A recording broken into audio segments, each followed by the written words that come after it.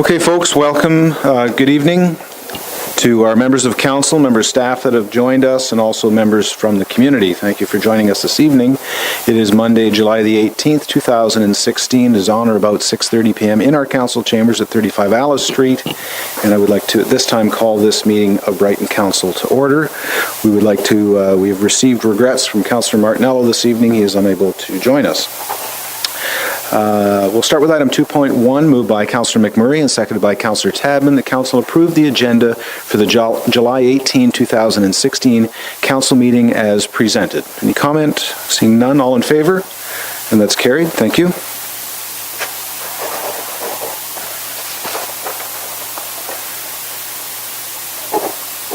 We'll now look for the declaration of pecuniary interest and the general nature thereof. Seeing none this evening, we'll now turn to announcements. Any announcements? Deputy Mayor Ostrander. Thank you, Mr. Mayor. I had opportunity to represent you and my fellow councillors at the 50th anniversary of the Presqu'île Yacht Club dinner. They received our certificate well, and we're happy to have a municipal representative there.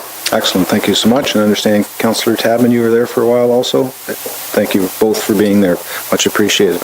Anyone else? I know we had the Art on Main over the last weekend ago. Very well attended, some beautiful weather and a lot of great work done by our local DBIA in promoting our downtown. And once again, they did just a tremendous job. Anything further? Okay, so now we'll move on to item 5, which is the adoption of minutes. Item 5.1, moved by Councillor Tadman and seconded by Councillor McMurray. The council approved the minutes from the June 20th, 2016 council meeting as presented. Anything coming out of that? All in favor? It's carried. Thank you.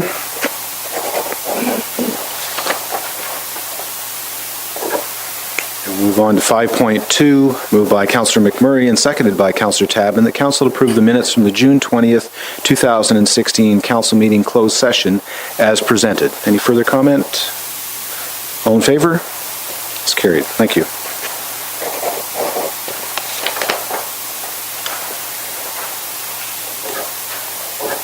With no statutory public meetings, we'll now move on to our delegations this evening, and we're very pleased to have Emily Cartledge from Northumberland County's Archives with an annual report. Emily, you're welcome to come to the microphone, please.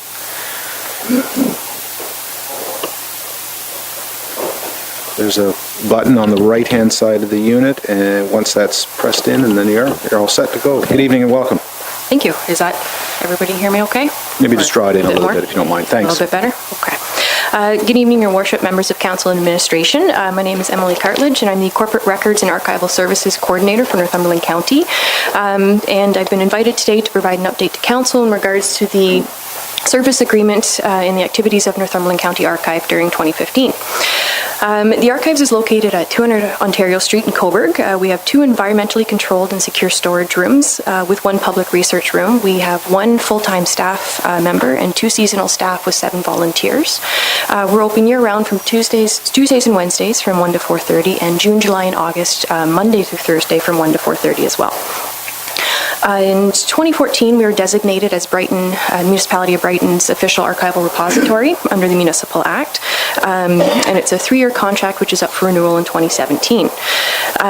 The reason for entering into the agreement was to meet the requirements of the Accessible Act, but also to preserve and promote the local history of the area. Increase public accessibility to the municipality's historic documents, and decrease the demand on staff here in Brighton, and also increase the storage capacity at the municipal offices for records that staff need to utilize on a more regular basis. The multiple transfers of records have been received from Brighton and Hilton Hall, totaling approximately 1,302 linear inches, which works out to about 108 bankers' boxes. The records transferred include minutes and bylaws dating back to 1840s, tax assessment rolls from 1858 forward, as well as deeds and property records, some as far back as 1805. The records have now been inventoried, cleaned, repaired, and packaged in acid-free containers in accordance to archival professional standards. We have access restricted to private and confidential records until they're publicly available, and the public are free to access these records at any point in time free of charge during our regular business hours. And as part of the agreement, the Archives annual report is to be presented to Council, which brings me before you today. So in 2015, we had a very, very busy year. We were open 147 days, 12 days of which were outside of regular business hours. Our busiest months were June and February, thanks to Doors Open in June and Heritage Month in February. We had 13 presentations, including Brighton History Open House, Lakeshore Genealogy Society, and a archival preservation seminar with Durham College's Library and Information Tech program. In terms of traffic, we had a total of 937 people access archival services in 2015. 548 of which were actually county residents. 468 folks attended presentations, and 136 were on site to access the records and to conduct research. Research requests, we provide research services to patrons who are physically unable to make it down to the archives. We received 132, of which 130 were completed and 2 were carried over into 2016. Our most popular requests involved genealogy, municipal research, and followed closely with property research. And the majority of these, at 70%, were received via email and from, again, county residents. A couple projects that we have on the go is the land registry project. So we have a group of core volunteers who are transcribing our abstracts so that we can reduce wear and tear on the original ledgers, but also so that we can create a reverse lookup and we can search for residents by name. Currently, the abstracts are only searchable by lot and concession. So as you can imagine, it's an awful lot of legwork to try to find your ancestor through every lot and concession of a municipality. So in 2015, and again, they're transcribing and line by line, they were able to put 4,600 new entries into the system that are now searchable. This will eventually be made available through the county's website when we get it closer to completion. In terms of our environmental controls, we aim for a stable environment of 19 degrees Celsius and 45% relative humidity. That's the ideal environment for maintaining a mixed media collection to prevent disintegration of ink and paper, prohibit mold, prevent book bindings from drying out, and so on. It was stable throughout the year. However, with extreme fluctuations in temperature and humidity, we did see some spikes, but it did regulate itself, so there wasn't of any grave concern. Happy to report there was no pests that we're able to capture, which is good news. And that's partly because when materials come in, we do vacuum and clean. We do a thorough examination to make sure that nothing else came with them. So we sort of prevent it as close to the start as we can. We did have some incidences of mold that we found on materials that were transferred to us. However, those items were quarantined and cleaned and repaired as required. We did keep monitoring them, and happy to say that it did not spread beyond the initial areas found. Current and future endeavors. We've begun the planning process for Doors Open 2017. So we're starting to look for participating sites and volunteers to help organize the event. In the past, we've had Brighton Lawn Bowling Club, Hilton Hall, and Trinity St. Andrew's Church participate in the event.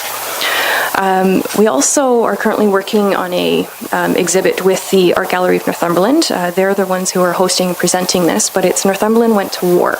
And what it aims to do is promote education of Northumberland County during the First World War. So it's looking at the home front straight through what was going on the Western Front and even post-war.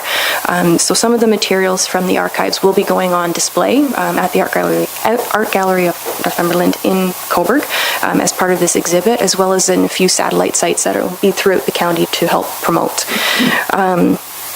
We also completed a project with Northumberland County Forest involving historical plaques for the Universal Trail Network. So throughout the trail, users will be able to now access historical information relating to the property itself, but the history of the forest and over its last 120 odd years. the forest ecology, and the harvest process as well. And currently we also have a display. It's called Summers of Rice Lake, currently on exhibit at 555 Courthouse Road, which is county headquarters. And it includes antique fishing rods, lures, a canoe lantern, as well as photos and brochures and advertisements from local businesses along the Rice Lake area. So it was a very quick overview of 2015 and current and upcoming events, but... Very good. Well, thank you very much, Emily, for that very detailed and thorough report that you brought us this evening, and you obviously are very passionate about what you do. I'll turn the floor over to members of council if there's any comments or questions at this time. Councillor McMurray, go ahead. Thanks, Mayor. I don't know if you can answer this question, accurately, but as close as you can. Ballpark figures are fine. In terms of digitizing the records that are, relevant to the municipality, in terms of percentage, how far along are you? And do you intend to, for instance, go to Proctor House and do any of the documents they may have there, or out to the old schoolhouse at Codrington and see what they have there, and for that matter, in the public realm? Are you planning on putting an ad in the paper asking people to bring in documents of interest and that sort of thing? For digitizing, our main priority at this point in time, because we are limited with staff, our priority with digitizing is actually getting a listing and a searchable description of the municipality's records available online. To digitize an entire collection can take an extremely long amount of time. So we're pushing more from digitizing and getting images available and getting more the listing, the records of the records, I suppose, available to folks so that they can do some ArdChair research and then come in and contact us and we can go from there. In terms of the schoolhouse and Proctor House, they have their own separate entities. So we're mainly focused right now on the municipalities, so the corporation's records. Now, that being said, I know Hilton Hall, I believe, is undergoing a preservation digitization project, and they are putting the call to arms for folks in the public to come on out and develop a digital database that way. So it is happening in the municipality, just not through the county archives at this point. Very good. Thanks, Emily. Just as a quick question, is there an opportunity if folks had interest in what you're doing to contact you in Cobourg and arrange to perhaps participate in, as far as watching what you're doing? Is that something that's available, or? Absolutely. Yes, we do encourage people to come in for facility tours. We actually gave a couple tours last week. Certainly within the last month, we've given a few. And we do presentations with some service groups as well for folks to come in, and we'll give them a tour and sort of your tax dollars at work, so to speak. Yeah, thanks very kindly. And check out the facilities and yes. Right, great. Anyone else? Seeing nothing further. So the motion I have then, 7.1, is moved by Councillor Tadman, seconded by Councillor McMurray. The council received the Northumberland County Archives 2016 annual report as presented. All in favor? And that's carried. Thank you, Emily. Much appreciated.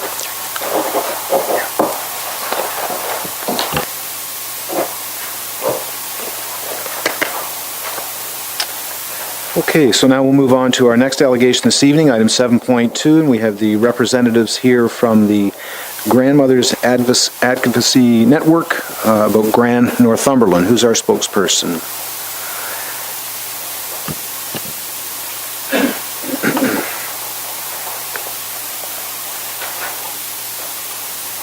Good evening. There's a lavender button in front of you that you'll need to... See, there we are. And just have you introduce yourself. Is that on now? Yeah. You can hear me. Okay. Please have your name. My name is Edna McKim.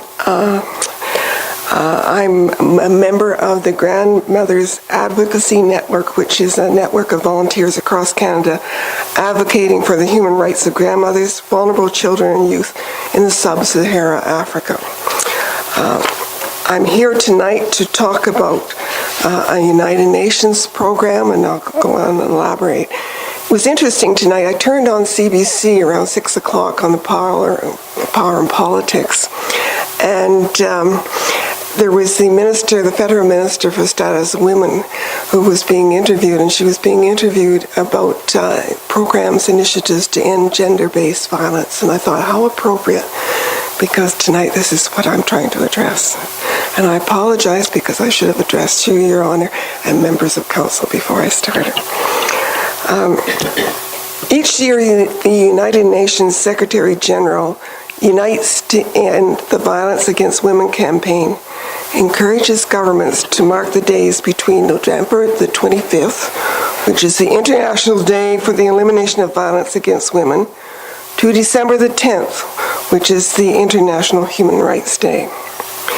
In 2015, the Unites campaign called on governments, civil society organizations, and individuals across the world to orange the world in order to raise public awareness about the issue of violence against women and girls, and also to create the opportunity for discussion and to seek solutions.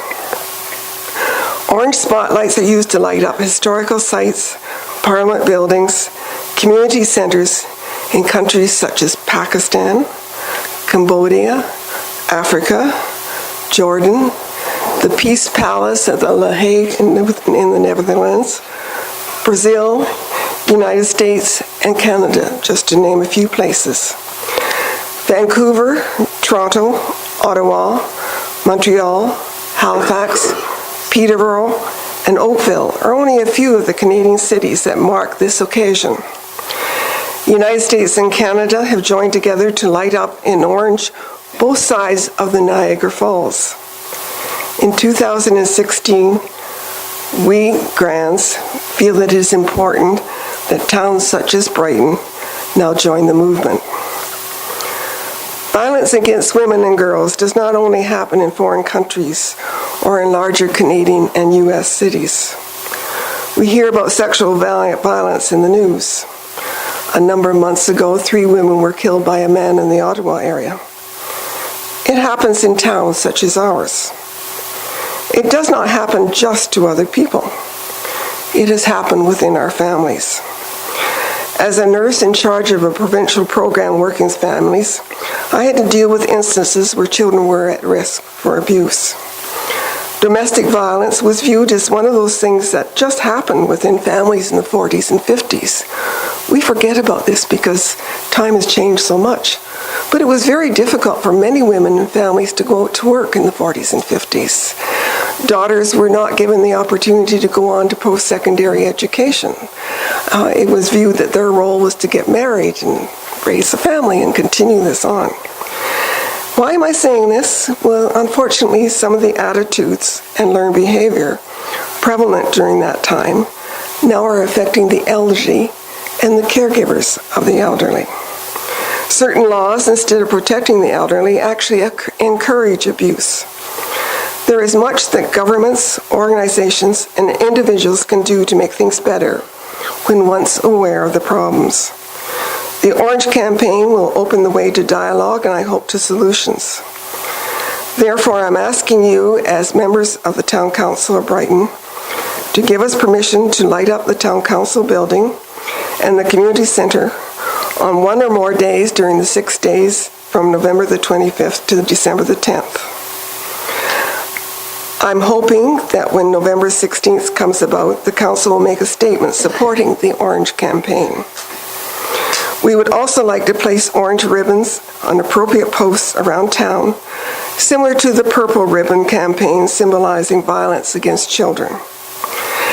As well, I'm hoping that if you have any spotlights kicking around the council supply cupboards, that we may borrow them for this event as well.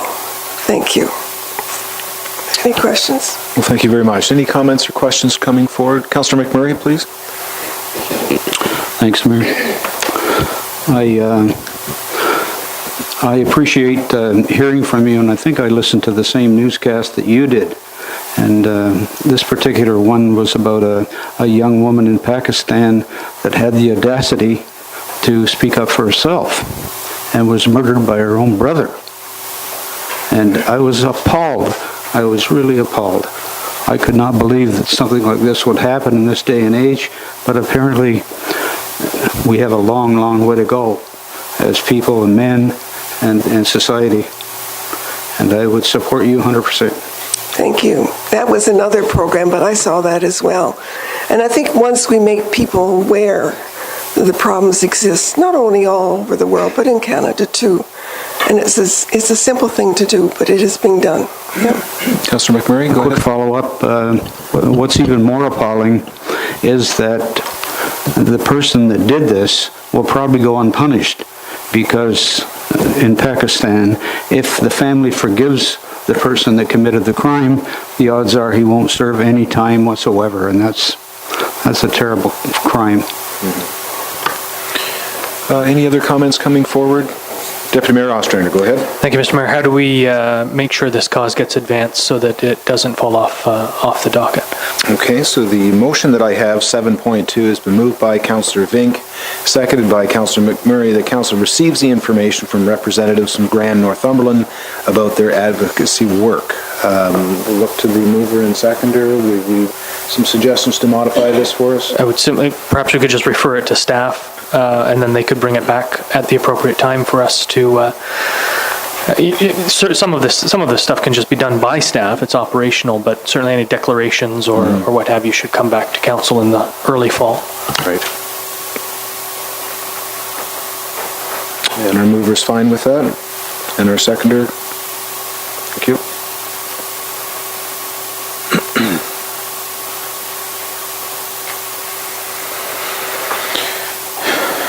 So item 7.2, moved by Councillor Vink and seconded by Councillor McMurray. The council receives the information from representatives from Grand Northumberland about their advocacy work and refer the matter to staff. Anything further? Seeing none, all in favor? And that's carried. Thank you. Thank you so very much.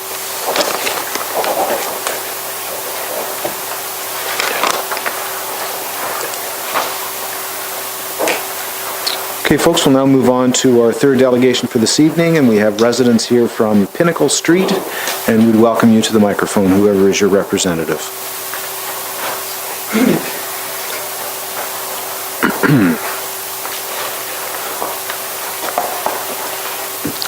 Kathy Mutton. Thank you. To Mr. Wallace, Mark Wallace, and our councillors, I'd like to talk once again about the water trucks on Pinnacle Street. I have it written here. The water output and the 18 trucks have festered into a hazardous level on our street. The diesel we're inhaling, the dust, the noise, and the stress caused by the said trucks has made Pinnacle Street a less than desirable place to call home. Our vehicles are constantly filthy, as are houses and contents as well, from the dirt and the constant dust being thrown at every house on the street. The street sweeper has been down the street, but making no progress, because soon after the water trucks will come down, they back into the hole, then proceed to fill up once again, and the mud and the dirt is deposited on the street, and we are left in the exact same mess that was there before the street sweeper came. Many people choose to buy houses on dead-end streets for the very reason of not having through traffic, and it is usually known to be somewhat of a quieter street. This is not the case with Pinnacle Street. Actually, it is probably worse than any other residential street in town. The location of the water output is on a designated residential street. The trucks line up on the street waiting for their turn to fill up.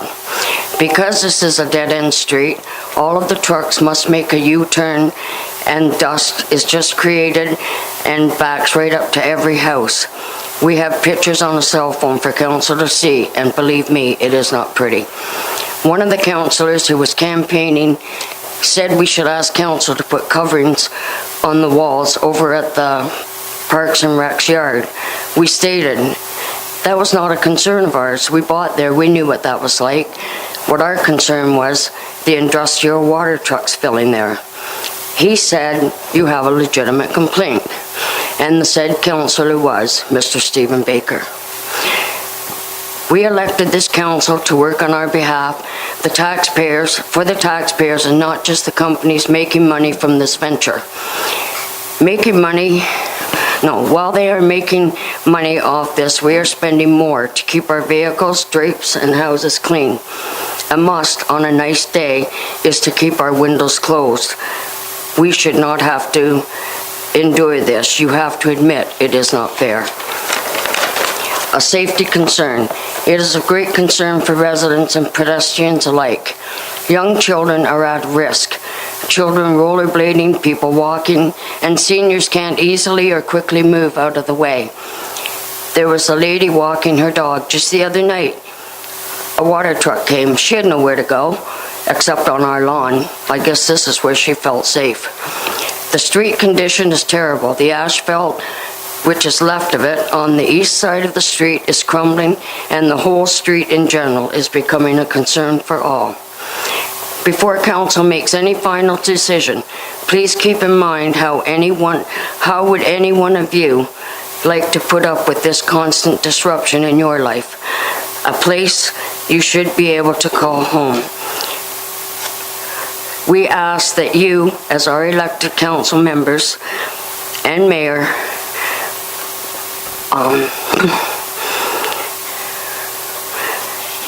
move these industrial water trucks to a non-residential area. Can we count on any of you to be with us on this matter? Thank you. Very good. Well, thank you very much, Kathy. We certainly do appreciate you coming in this evening, and I know you have a number of representatives from the street with you here. I am aware that staff have attempted to address some of these concerns through hours of operation. Again, we've heard that the street sweeper was there, and I too would agree that the job that was done by the street sweeper certainly was inadequate at this point in time. However, that being said, we have had an opportunity, and I think there are further things that staff will be doing. So at this point, I'll turn the microphone over to our CAO, Mr. Watson, and allow you to offer some comment for us, please.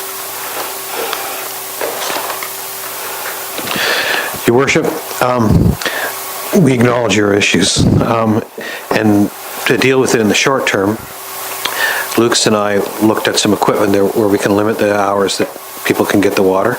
So we've ordered the equipment. We've given notice to the contractors. So the times will be 7 to 7. So that'll shorten up the hours that they're there. We'll keep out the street sweeper. That's something that we're going to have to do continuously. And then the last one is the tracking of the mud to begin with. And so they're looking at going down there with some clean gravel that the water will absorb through, so it'll minimize the muck. I don't think it'll entirely solve the problem, but it'll at least make it better for the time being. In the meantime, we will continue to look for another place to locate that. That is not the only place that it could be. However, it needs to be a place where it's accessible, it's town-owned, and there's a number of criteria, and it's just, we looked all around, we've talked it over. It's gonna take some time to find another location, but it's in our to-do list, and hopefully we can minimize the mess in the meantime. And that's probably the best we can do at this point in time. Okay.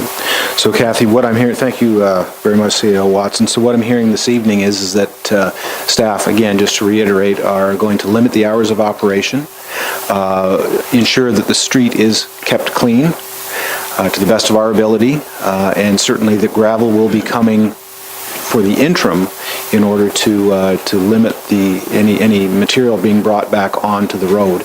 And again, we're hearing from our CAO, Mr. Watson, this evening that staff are looking for an alternate place to locate this. So although again, this will not be instantaneous, that this will be addressed, as I'm hearing this evening, by our staff. So we do have some form of a commitment that someday in the near future, maybe next year. What I'm hearing from our staff is they are looking to find a place to relocate this that will satisfy everyone. Until that's done, we will continue to do what we can do down on your street to minimize the impact to the residents there. Okay, because they still are filling up at 11 o'clock at night, and this just happened 2 nights ago. Okay, CAO? So, Your Worship, we've ordered the equipment. We had to give 30 days notice, so it's going to be sometime before we can limit the hours hard is mid-August. So that's the best we can do on that one. All right, okay. So we are getting results though. All So right. we're looking mid-August to limit the hours for you. Deputy Mayor Ostrander, go ahead. Thank you, Mr. Mayor. I just wanted to ask a question.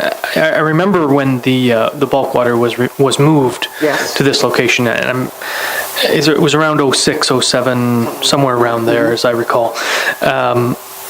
And the initial intent was for it to be a station for individuals to go or Right, families to yes, go. that's what we were told. Yeah, and then it was, and I remember the mutation that the reason it happened this way. At the same time that the Spring Valley feed was being shut off, there were some issues down at the Public Works Garage where it was initially set up, and so it made a lot of sense from an infrastructure point of view to put it all in one spot. Not making excuses, just trying to get my head around things. But at that time, we only had about 4 or 5 contractors. That's right. Getting bulk water, and you said there were 18. They stated we had information from someone on council that there has been 18. That includes half-ton trucks Right. doing washing houses, but we've got like 2 from one company, 2 from another company, and then we've got Brayton's, but there's only about 2 that are Brayton taxpayers, and the rest are Karen Place, Trenton, and Grafton, and all over the place. So this is what gets me. We're paying our tax dollars for them to make money, and I know Brayton's making money off it too, but do they not make enough money that we can kind of work with us too? We did buy our houses there, only knowing that it was going to be residential. That was what was presented to us. No trucks at that time, and then they just started coming in, and like you said, it started out actually with only one, Pete. Yeah. And then another one came, and now they say we're up to 18 keys. So that's a lot for, That is a lot. for I agree. a one-way street. But again, just to reiterate, we've heard comments tonight from our CAO that things will be done to limit the hours of operation, to clean up the site, and to keep the street clean until such time as we can find an alternate place to locate it. Okay? Yeah. Do you want to verbalize that? Sure. Your Worship, a lot of those trucks, they're related to construction, watering, sod, keeping dust down in other places. Unfortunately, it's ending up dust on your street. So as the construction wanes, that'll also minimize. But in the meantime, we'll keep looking. Okay, thank Very you. good. Councillor Baker, go ahead. Thank you, Mayor. So I'm pleased to hear that there is a commitment to relocate the bulk water. I only have one further comment, and that is basically that the street sweeper, it doesn't really work. It leaves behind more than it takes. I've seen that up and down Yonge Street, and CAO? we need some maintenance on that machine.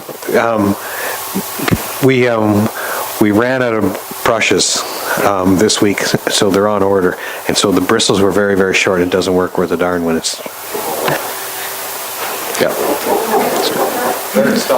Great. Okay. So Kathy, thank you very much. Appreciate you filming Thank you. this evening. Thank you.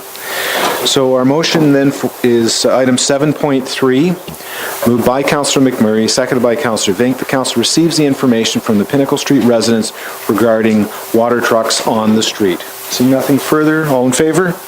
That's carried. Thank you very much.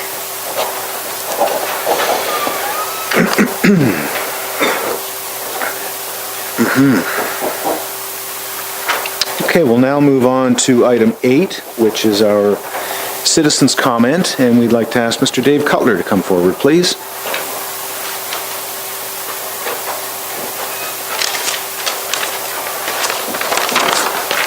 Dave Cutler, 115 Bayshore. Good evening, Your Worship and members of council.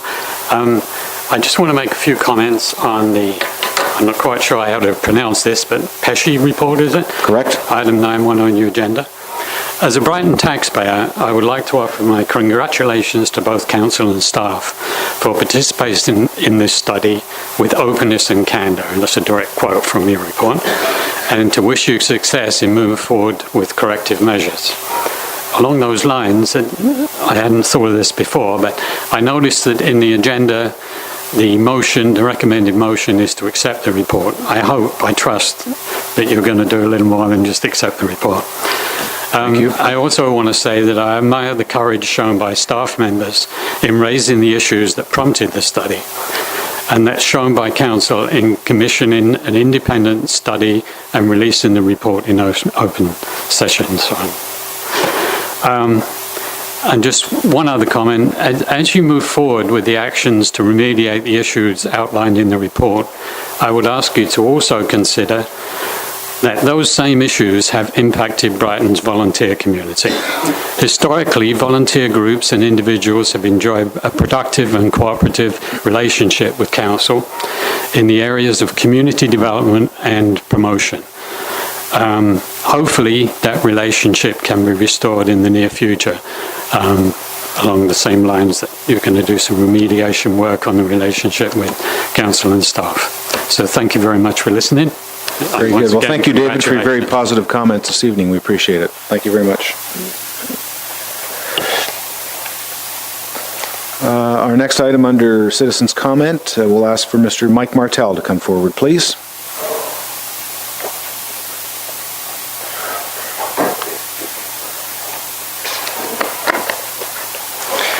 It's Mike Martell, Brighton.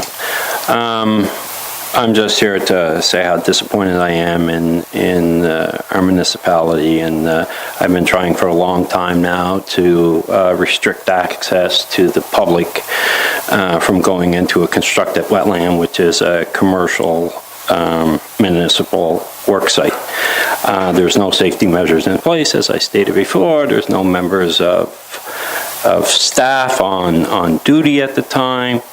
Matter of fact, the staff is not in there full-time through the day, which I believe that they should be. At least 8 hours a day, there should be somebody there monitoring that system. He shouldn't be out sweeping streets, for instance, if that's a secondary duty. His primary duty is that plant.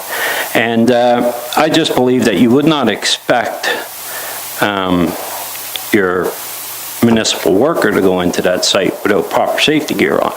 I'm sure that they're not allowed to walk around there with open-toe shoes. They must have steel-toe boots on, long sleeves, pant legs, things like this. But you got the general public walking in around that area in sandals, shorts, long grass.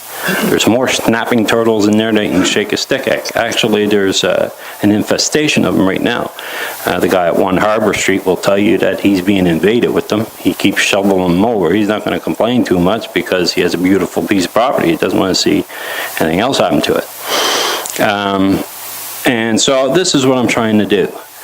And I'll make mention to something else on that. But it's the disappointment really comes from, it seems like this municipality is always trying to reinvent the wheel before they even try the wheel that they were given. In 2011, ACON came out with a report. 2 members of this council, present council, were on that council when they adopted the recommendations of this ACON report and put a plan in place to do the recommendations. Now, we just put aerators in. After 4 years, we still haven't raised the berms. We still haven't slowed down flow or travel time to an industry standard, which is 38 to 42 days. We're still running 19 days. We failed to commit and meet the ammonia levels for May. Well, I gave you a break. I didn't come in June to do this because you said that you were doing some work and you disturbed it. Well, I get a hold of Tiny today and we failed for June. And we're going to fail for July, August, and September. And we might fail for October. Depends how the weather goes. But as it gets colder, then we're going to work. Your aerators are fine. A little late than never, I say. I don't know why you put it on hold to listen to an operator that told you, you know what, we should try Poo Goose. And then everything went on hold. So, I'd like to know why you're not following through with the wheel that was given to you in 2011. Now you're going into another environmental study. Now this environmental study that you're doing now on the system should be for one reason only, to expand. You don't need any other studies done. It's already been done in 2011. Now you need to expand. I told you back then, it was too small, the system, and I'm telling you now, again, it is too small. And you won't get it under control. You cannot slow down flow because, or travel time, because then you're slowing down flow. And we have too much flow coming in. All right? So my disappointment lies in the fact that we paid tens of thousands of dollars for this report from AECON. You said that you would follow through with them. You haven't. And we're 4 or 5 years into the future. I mean, how much longer do we gotta wait? I've been waiting 2 years just for you to give me an answer. And Mr. McMurray over there, Please don't point. and Councillor McMurray on, what about the turn pads? Where's that answer? How many years does it have to take for you to give me that answer? That's a pretty simple answer. And my last statement is this.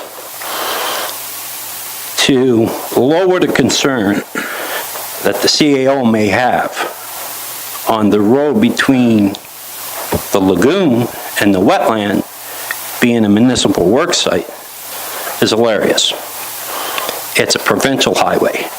We would not have to stop traffic to make sure that they had steel-toe boots on and proper safety gear to proceed through that highway.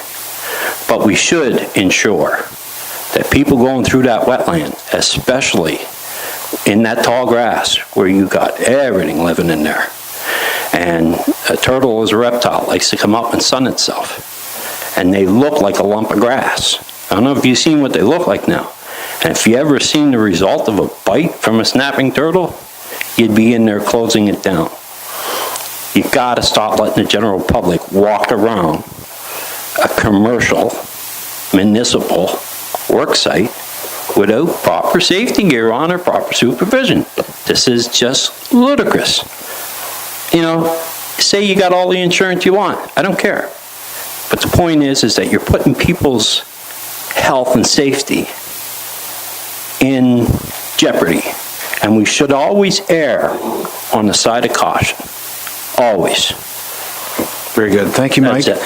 Thanks very much, Mike. You are always very passionate on this. We appreciate your comment this evening. And as a council and staff, we will continue to work with the Ministry of Environment and Climate Change and continue to work to solve our problems with the lagoon. But we do appreciate your comments this evening.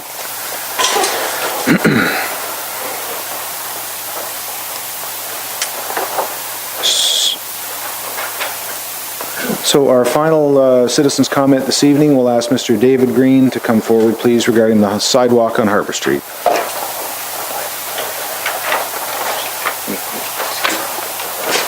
Thank you, Mayor and Council. For the record, David Green. And as the Mayor said, I'm going to speak about the Harbour Street sidewalks. And I'm not here to debate the merits of the sidewalks that have been constructed and are still being constructed on Harbour Street. I'm expressing a concern with the actual construction of the sidewalks. Through the length of the sidewalk, there are various cuts to allow for water to drain off the road. Drains through the sidewalk, really into the culvert ditches along Harbour Street. These cutouts are covered with a steel plate.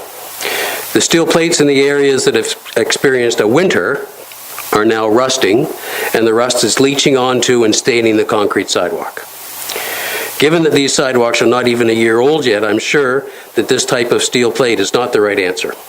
And furthermore, some of the steel plates are warped. Now they're causing an uneven surface. So there's a similar sidewalk design on Cedar Street that's a number of years old, and the type of plate used there is a checkerboard plate, and it's not experienced either rust or warping, and it's been there for a number of years. So it may be appropriate to revisit the material that's being used to cover the cutouts before the sidewalk is so badly stained that there's no return from the rust, and the unevenness of the walking surface from the plates being warped definitely is going to turn into a safety hazard. Thank you. Thank you, David. Well done. Appreciate that very much. So, item 8.1, moved by Deputy Mayor Ostrander and seconded by Councillor Tabman. The council receives all citizens' comment at the July the 18th, 2016 council meeting. All in favor? That's carried. Thank you.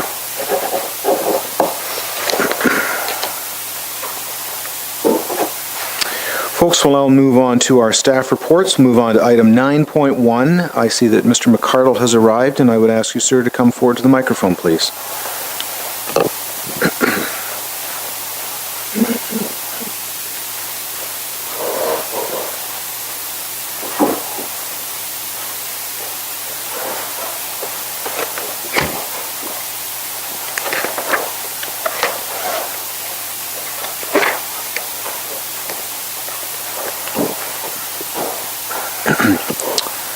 Good evening, sir, and welcome. We are, just hit the lavender button in front of you, please, if you would. Thank you so much. Good evening. We are in receipt of your report this evening, and I would ask, is there any new information for you to add at this time? No, it's essentially the report stands as to my findings. I'm happy to answer questions or become involved in a conversation about it. Very good, and I'll turn then to members of council for any comments coming forward. I have a couple of my own that I'd like to make.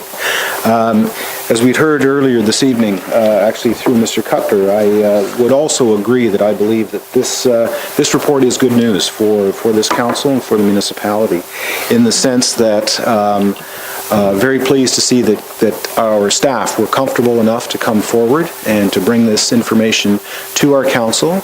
I'm very pleased to see that our council contacted yourself and the PESI organization to look into this matter. Certainly very pleased that we received a report with a number of very good recommendations in that report to this council, and finally that I think based on the motion that we'll see this evening that those recommendations have been taken quite seriously. So again, I'll just offer the floor to anyone on council for any comment. Councillor McMurray, go ahead, please. Thanks, Mayor. Thinking of me years ago, it's not the first time that I've been held to account for something that I did, but it's the first time that I've ever been held to account for something that I didn't do. So that's what surprised me about this particular report, and I don't doubt that the people that complained have legitimate complaints, and I can only say that I don't consider myself to be a bad guy, and I don't think many people do. So it's kind of like military justice, you know, where the rifle or the rifleman drops his rifle on parade, and the next thing you know, the troop commander is saying you're all confined to barracks for the weekend. So that's the kind of the report that this smacks of, and I would like to see a more directed type of, you know, if I'm guilty of something, tell me. If I'm not guilty of something, tell me too. So that's all I have to say. Thank you, Councillor McMurray. Anyone else? Deputy Mayor, go ahead, please. Thank you, Mr. Mayor.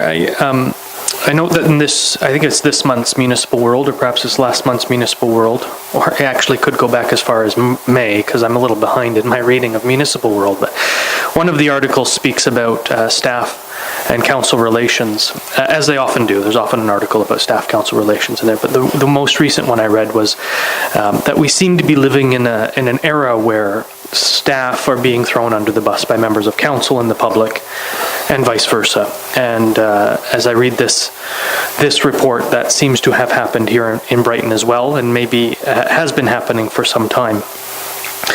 I certainly hope that we embrace the recommendations from PESI and learn from them. Whether or not the finger is being pointed at me or us or any one individual councillor or a couple of councillors, training never hurts, and it never hurts for a refresher, and I certainly hope we go down that road.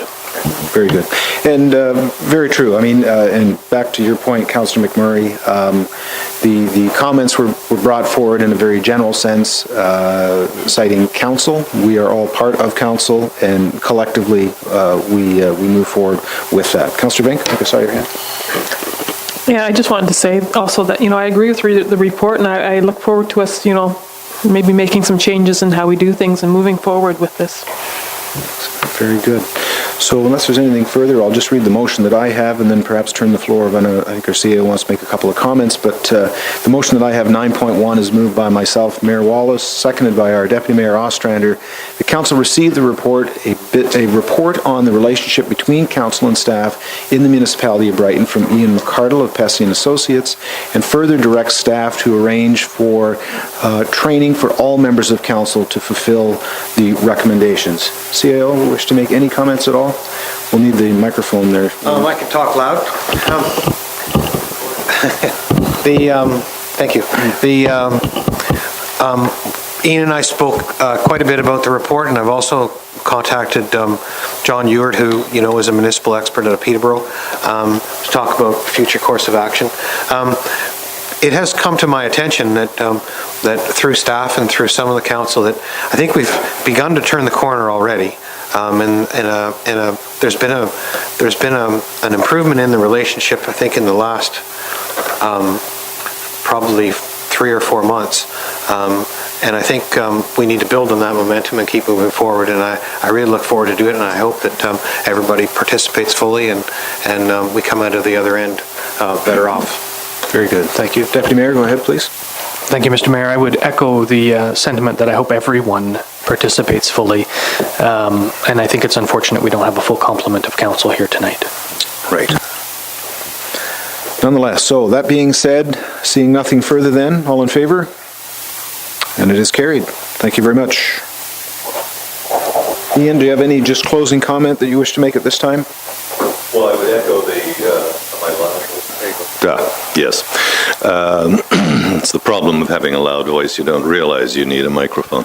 I would echo the comments made by the CAO is that this investigation was undertaken over several months.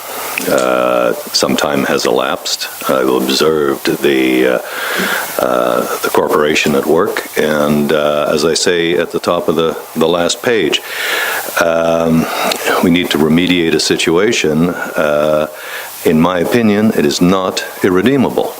It can be remediated, and I think if all members of the senior echelon of this corporation, which is the council, bend their efforts to that, I think it'll be a very good thing. Thank you very much, then. Much appreciated.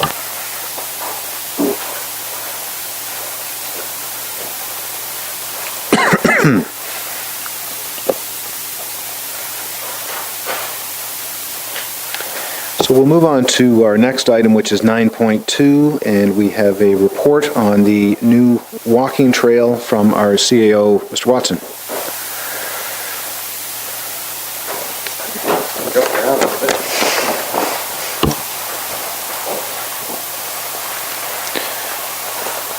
And again, we all have the report, so I'm just wondering, is there any new information coming forward that can be offered, sir, on any of this? Your Worship, no, I think it speaks for itself. I'd like to recognize the efforts of Jim Miller in negotiating with Stallwood and putting the tender out, and I'm sure that there's a lot of people who are pretty eager to see this thing get going. Yeah, excellent, very good. So 9.2 has been moved by Deputy Mayor Ostrander, seconded by Councillor Tabman. A council award tender number REC 2015-05 to Drain Brothers Excavating Limited of Norwood, Ontario, for a total cost to the municipality of $48,792.08, and authorizes the mayor and CAO to enter into the municipality onto a contractual agreement with the contractor for the Stallwood Trail. Any further comment coming forward? I just want folks to be well aware that this, of course, is an accessible trail. That's one of the requirements that is necessary for this. So seeing nothing further, all in favor? And that's carried. Well done.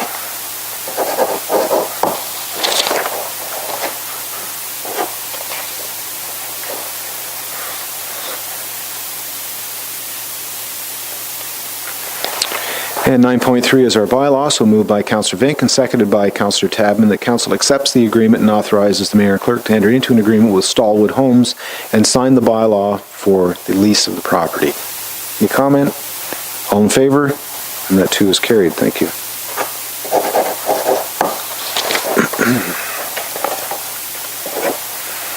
We'll now move on to item 9.4, moved by Councillor Tabman and seconded by Councillor Vink. The Council approves and awards the contract for the mechanical brushing in various locations in the municipality of Brighton, tender PW 2016-11, at a value of $84,320 before HST to Cooney Excavating Limited.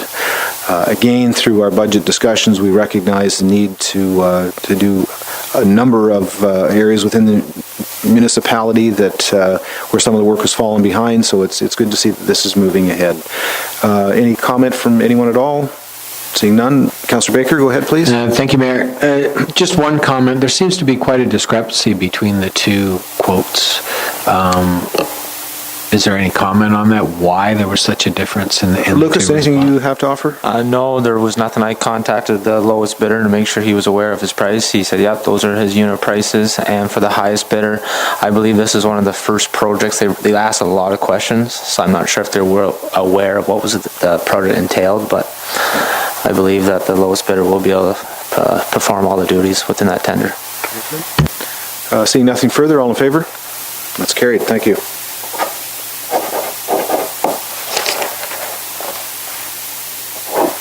Now we'll move on to item 9.5. And again, we all have the report in our agenda. 9.5, moved by Councillor Tadman, seconded by Councillor Vink. The council approves and awards a contract for ditching and restoration in various locations in the municipality of Brighton. Tender PW 2016-10, a value of $93,550 before HST to Cooney Excavating. And again, it was the same, I believe, the same two companies and the same result again. So seeing nothing further, any comments? All in favor? That's carried. Thank you.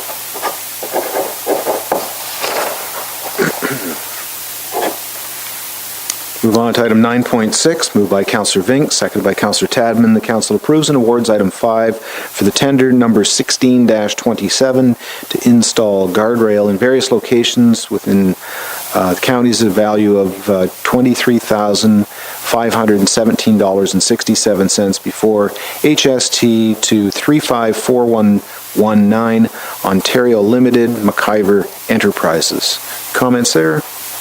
All in favor? And that's carried.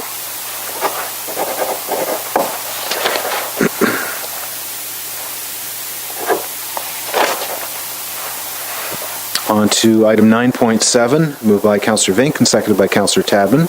Council approves and awards the tender for one new 2016 or 17 4x4 3/4 ton 4-door full pickup truck with snowplow. Tender PW 2016-09. A value of $41,553 before HST plus fuel and license to Fraser Ford Sales in Cobourg. Any comment there? All in favor? And that's carried.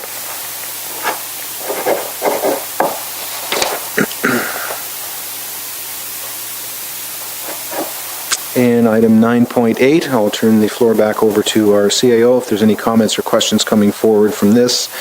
Again, this is a report that was brought forward with regard to the Physician Recruitment and Retention Committee. And any comments? I'll just read the motion that I have then. 9.8, moved by Councillor Vink, seconded by Councillor Tadman. Council appoint members to the committee from those who have applied from the public and include 2 members of council. That council approves the draft terms of reference for the Health Services Recruitment Committee as presented. The information obtained by staff regarding physician recruitment be referred to the committee for reference and use, and that the deputy clerk work with members of the committee to hold their first meeting as soon as possible. Further comment at all from members of council? Councillor Baker? Thank you, Mayor. So when we go into close tonight, council as a whole will be reviewing and then recommending appointments to this committee from all applications received from the public? Yes. So council will see every application received from the public? To the best of my knowledge. Thank you. Okay. Seeing nothing further, all in favor? That's carried.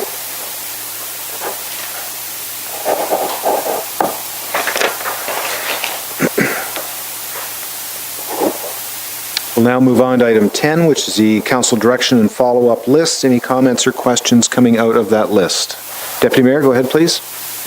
Thank you, Mr. Mayor. The first item, 2015-554, the council directs staff to prepare a report that investigates the feasibility, alternative routes, et cetera, with regard to supply of the main from the wellhead to urban Brighton. Have we not more or less seen that report? Did that not come to council at the last meeting with regard to the water tower? Was that not? There was some discussion and to investigate that option also, I believe, so yes. I'm just wondering if we can take this off the list, or are we still waiting for something else? I believe that there was more information coming forward with regard to costs as far as that alternative that hadn't been presented at this time. Very well. Anything else? Okay, so item 10.1. Pardon me? I have one more. 2015-732, council directs staff to prepare a report detailing the hydro savings realized by the LED lighting. Linda's already given us that report, hasn't she? No. No? I thought she gave us that report. No. Wow. I must be looking into the future here. Okay, one more. 2015-741, the council directs staff to report to council on the need and cost to upgrade the server to upgrade and email speed. Have we not already let the tender on that? That one's done. So that one's done? That one's done. Can we get that off the list, Okay, please? you got one. Thank you. Okay, then. So 10.1, moved by Councillor McMurray and seconded by Councillor Vink. The council receives the council direction follow-up list for July 18, 2016 as information. Anything further? All in favor? That's carried. Thank you.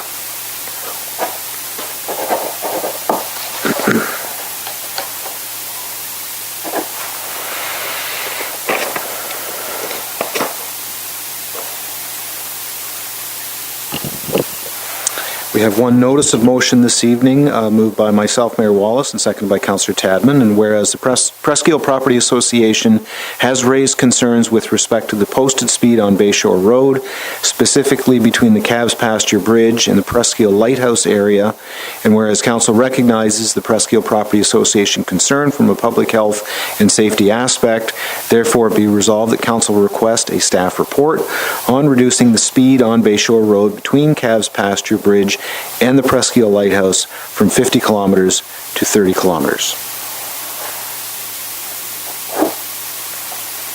So we'll now...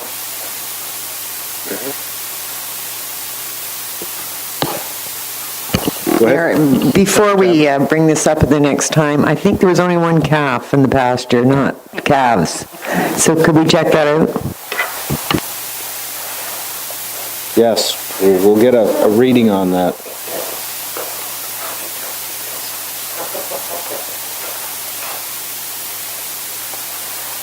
Very good, thank you.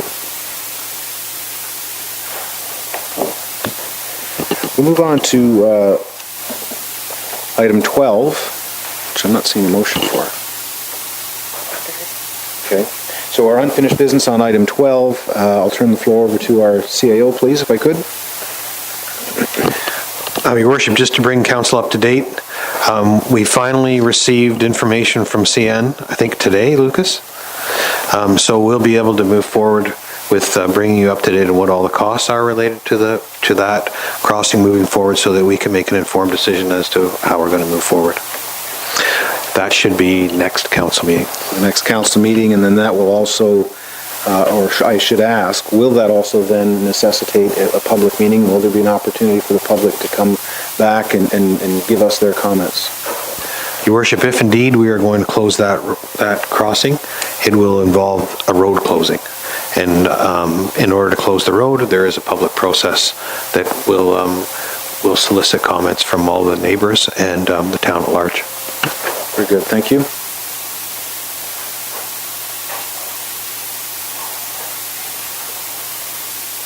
Okay, any comments from anyone else around the table? No, seeing none.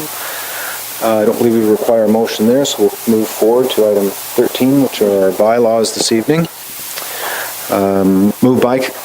Moved by Councillor McMurray and seconded by Councillor Tadman that Council gives the bylaws first, second, and third reading and finally pass this date, being a bylaw to authorize the mayor and clerk to execute an agreement between the corporation of the municipality of Brighton and Cooney Excavating Limited for the mechanical brushing in various locations in the municipality of Brighton.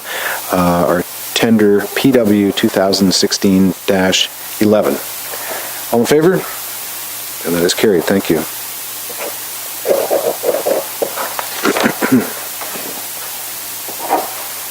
Item 13.2, moved by Councillor McMurray, seconded by Councillor Tadman. The council gives a bylaw its first, second, and third reading and finally pass this date, being a bylaw to authorize the mayor and clerk to execute an agreement between the corporation of the municipality of Brighton and Cooney Excavating Limited for ditching and restoration in various locations in the municipality of Brighton. Our tender number is PW 2016-10. Any comment? Seeing none, all in favor? And that is carried. Thank you.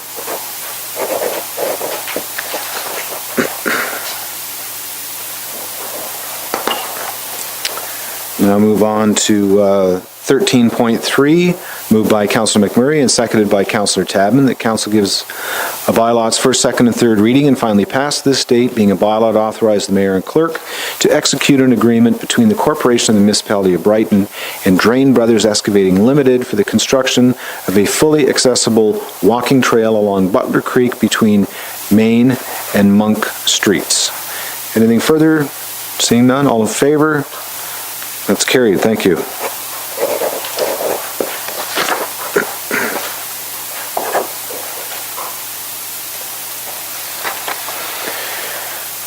13.4, moved by Councillor Tadman, seconded by Councillor McMurray, that council gives the bylaw its first, second, and third reading and finally pass this date, being a bylaw to authorize the mayor and clerk to execute an agreement between the corporation of the municipality of Brighton and Fraser Ford Sales Coburg Inc. for one new 2016 or 2017 4x4 3/4 ton full four-door pickup truck, snowplow ready.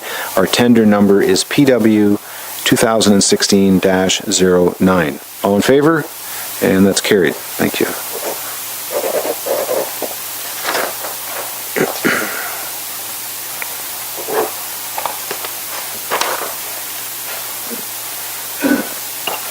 Move on to 13.5, moved by Deputy Mayor Ostrander, seconded by Councillor Tadman. The council gives a bylaw its first, second, and third reading and finally pass this date, being a bylaw to authorize the mayor and clerk to execute an agreement with the corporation of the municipality of Brighton and 354119 Ontario Limited, McIver Enterprises, for the installation of guide rails in various locations within the county.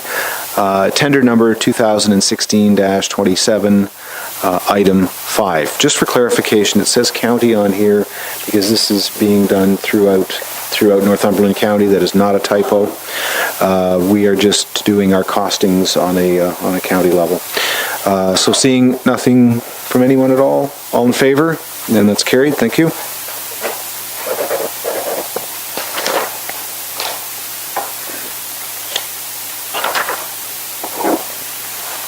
In item 13.6, moved by Deputy Mayor Ostrander and seconded by Councillor Tadman, the council gives a bylaw its first, second, and third reading and finally pass this date, being a bylaw to authorize a temporary road closure for portions of Main Street for the street dance, which of course is our annual Rotary Street Dance. Bentwood Rocker will be there.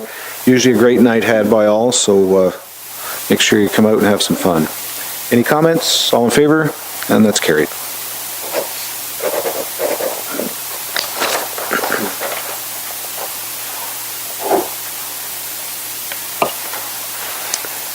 We'll now move on to item 15.1, moved by Councillor Tadman and seconded by Deputy Mayor Ostrander, that council receive the reports of the statutory committees, boards, and external agencies. Item 1 being the Committee of Adjustment minutes of April the 19th, 2016, and item 2 are the SOHO Directors meeting minutes, of June the 16th of 2016. Any comments or questions coming out of any of that?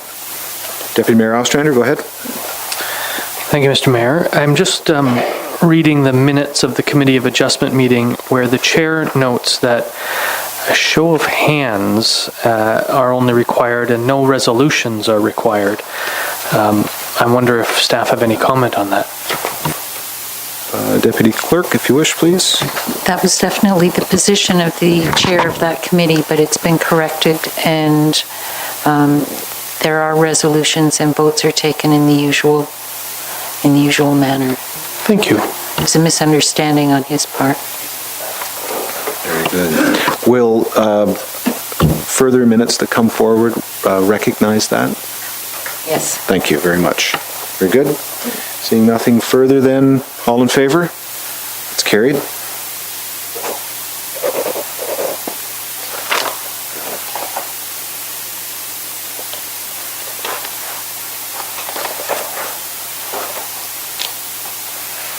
Okay, so now we'll move on to our correspondence. And we always look for good news stories in Brighton. Let me tell you, I was invited to attend Spring Valley Public School. And if you've had a chance to look at this, so I decided to show up. I was invited around noon. I had about 48 slices of pizza in tow, which I think was a bigger hit than I was. Nonetheless, the We came in and I brought the chain, and all the kids had a chance to wear the chain. I brought a number of Brighton pins, and I gave all the pins to the teachers so they didn't poke each other. And I said, you give them the pins so I don't get in trouble. But nonetheless, we have found our new economic development team out at Spring Valley Public School. It's a grade 1 class. I'm just wondering, CEO, would there be any budget implications with any of this? Your Worship, I did run it by staff. We are all in agreement with the roller coaster option. And we may well present that at budget. Very good, very good. I know a number of us have been on that for a few years now, so at any rate, some great ideas from the kids. It was a lot of fun, and they actually read each of their letters during that time. Councillor McMurray, go ahead. Thanks, Mayor. I would hope the press would print a page or two on with these letters, because they're certainly entertaining. Yeah. Very good. Deputy Mayor, go ahead. So 2 comments. First, Mrs. Ostrander will be teaching grade 2 at Spring Valley Public School in the fall, so I couldn't help but to read every single letter to her when I was going through my package, because she will be teaching some of these youngsters, and I think it gave her a sense of what she'll be undertaking come September. But on a serious note, I think it does speak to some of the initiatives we may want to consider moving forward from a strategic level for people with young children. It certainly spoke to me that we could be doing more. And some of the things certainly are grandiose. We can't have a Disney World or a Canada's Wonderland. We're unlikely to have a Metropolitan Zoo or even a roller coaster. Sorry, Mr. Watson. But there are initiatives we could do, and I think we do consider, but should consider more seriously moving forward. Yeah, I think the overarching theme with a lot of it, again, respecting that they are, some very young children, but a lot of activity-based, tourist-based sorts of things they brought forward. So, all in all, well done. It was a great opportunity to go, and I did enjoy myself. I spent about 2.5 hours there. So, anyway. So we have moved by Councillor Ving, and seconded by Councillor Tabman. The Council receives the correspondence from the grade 1 students at Spring Valley Public School and thank them for all of their suggestions. And as I don't need it, but I'd just like to add it to the motion that I will be sending a letter, if that's okay, back to the school to mention that we had it in our agenda and thank them very much for their time. So seeing nothing further, then item 16.1, all in favor? And that's carried.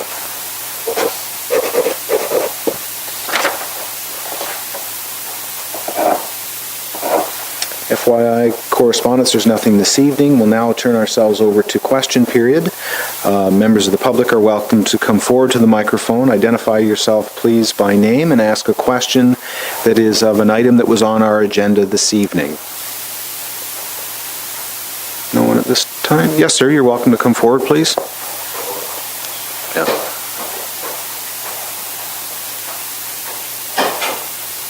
Vicky, who's that?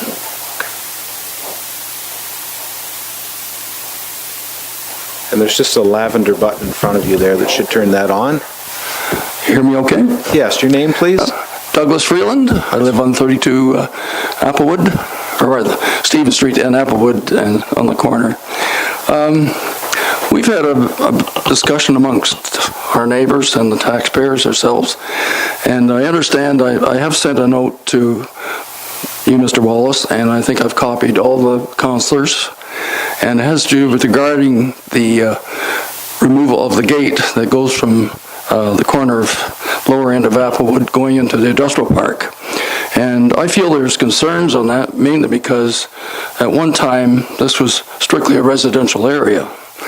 However, if you remove that gate, it could become a bit of a traffic problem. And I have a couple of notes here, and I just said there's construction on the Applewood Drive to complete a new road entering the industrial park from Stephen Street and continuing north on Applewood Drive.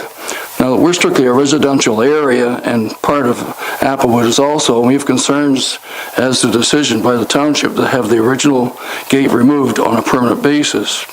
We feel there's some legitimate issues that should be addressed and consult and keep the gate in place. Firstly, we were never notified by the township the gate was going to be removed on a permanent basis. Was there ever a study or a flow of traffic going on, coming in the industrial park? Having no sidewalk on Applewood Avenue, just above Stephen Street, could be a safety issue. How much of a traffic problem can we expect from the industrial park? Stephen Street and part of Applewood were never designed as a heavy vehicular traffic. What changed the township's decision to have this gate permanently removed? How did that happen? How do you control the flow of heavy traffic entering the park from the Stephen Street and entering the Applewood exit through Stephen Street? The above items are concerns that we have in our community. Could you please advise? Well, thank you very much for your comment this evening. Although technically in question period, you're to ask a question about something that's on the agenda this evening, and that wasn't necessarily an agenda item, although I did receive your email, and I thank you very much for that.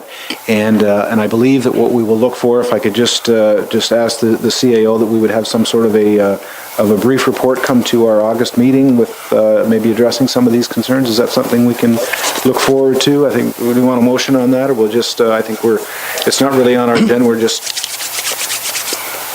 I think we'll leave it. I think the CAO has the message. Very good, thank you. And thank you for your comments this evening. So we are going to get, at our August meeting, we will have a report coming back from staff to address the comments that you have made this evening. And we'll have some information for you at the next meeting. Okay. Thank you very much. It's my first time at it. Very good. Well done. Well done. Folks, anyone else from the public wishing to come forward? Seeing none, any comments from the press, or are you wishing to come forward afterwards? Okay.